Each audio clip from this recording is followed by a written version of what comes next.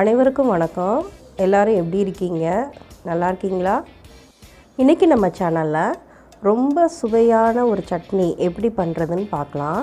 Suppose இப்போ நம்ம வீட்டில் கரண்ட் இல்லை, இல்லாட்டி மிக்ஸி ரிப்பேர் ஆயிடுச்சு, அப்படிப்பட்ட நேரத்தில் இது மாதிரி சட்னி செஞ்சு நம்ம சூப்பராக சாப்பிட்றலாம். இதுக்கு பேரே திடீர் சட்னிங்க. வாங்க எப்படி செய்யலான்னு பார்க்கலாம். இந்த சட்னி செய்கிறதுக்கு பெரிய சைஸ் வெங்காயம் 3 வெங்காயமும் 3 தக்காளியும் எடுத்துக்கோங்க. எனக்கு பெரிய சைஸ் வெங்காயம் கிடைக்கல, அதனால் 5 வெங்காயம் எடுத்துருக்கிறேன். வெங்காயத்தையும் தக்காளியையும் நல்லா சிறு சிறு துண்டுகளாக நறுக்கிக்குங்க. தாளிக்கிறதுக்கு கொஞ்சம் சீரகம், சோம்பு, பட்டை, 2 கிராம்பு, ஒரு ஏலக்காய் எடுத்துக்கோங்க. வாணலியை அடுப்பில் வச்சிடலாம். ஸ்டவ்வை ஆன் பண்ணிக்கோங்க. அடுப்பை சிம்லேயே வச்சுக்கோங்க. 4 ஸ்பூன் எண்ணெய் ஊற்றிக்கோங்க.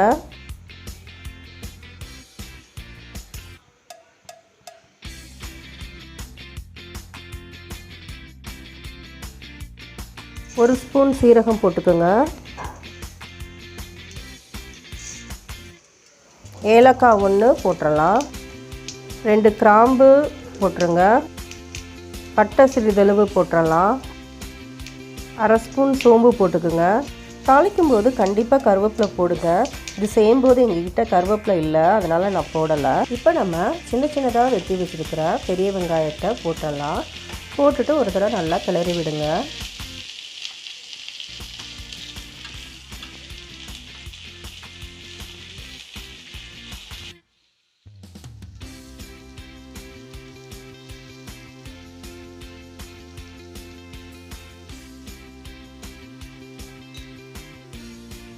பாத்திரத்தை ஒரு தட்டு போட்டு மூடி வச்சுருங்க.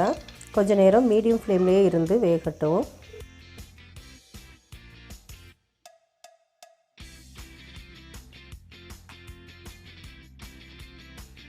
வெங்காயம் நல்லா வதங்கினதுக்கப்புறம் சின்ன சின்னதாக வெட்டி வச்சுருக்க தக்காளியை போடுங்க. நல்லா கிளறி விடுங்க.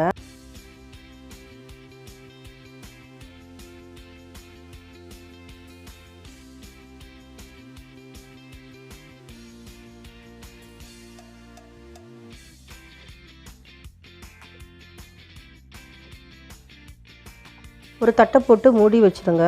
தக்காளி நல்லா வதங்கி வரணும்.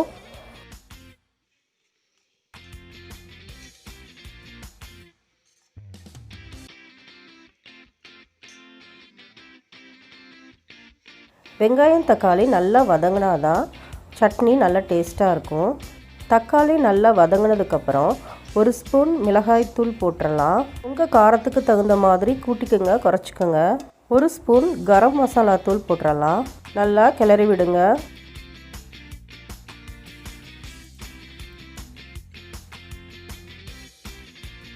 ரெண்டு டம்ளர் தண்ணி ஊற்றிக்கலாம். 1 ஸ்பூன் கடலை மாவு எடுத்துக்கோங்க. அதை நல்லா தண்ணி ஊற்றி கட்டிப்படாதபடி கலக்கி வச்சுருங்க. அதை தனியாக வச்சுருங்க. நம்ம அப்புறம் அதை ஆட் பண்ணிக்கலாம். கடலை மாவு இல்லாட்டி கொஞ்சம் பொட்டுக்கல்லை எடுத்துக்கோங்க.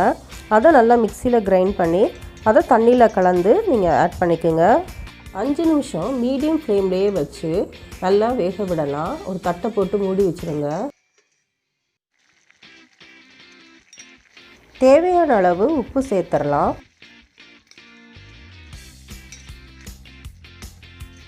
வெங்காயமும் தக்காளியும் நல்லா வெந்து தண்ணி நல்லா குறைஞ்சிட்டு வருதுங்க. இந்த ஸ்டேஜில் நம்ம கலக்கி வச்சுருக்கிற கடலை மாவை இதில் ஊற்றிடலாம். ஊற்றிட்டு நல்லா கிளறி விடுங்க. சிம்லையே ஒரு 5 நிமிஷம் இருக்கட்டும்.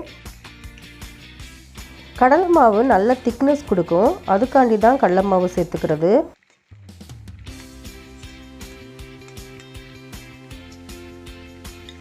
அவ்வளோதாங்க, திடீர் சட்னி ரெடி ஆயிடுச்சு நம்மளுக்கு. இப்போ நம்ம ஸ்டவ் ஆஃப் பண்ணிடலாம். இட்லி, தோசை, சப்பாத்தி எல்லாத்துக்குமே இந்த சைடிஷ் ரொம்ப சூப்பராக இருக்கும்.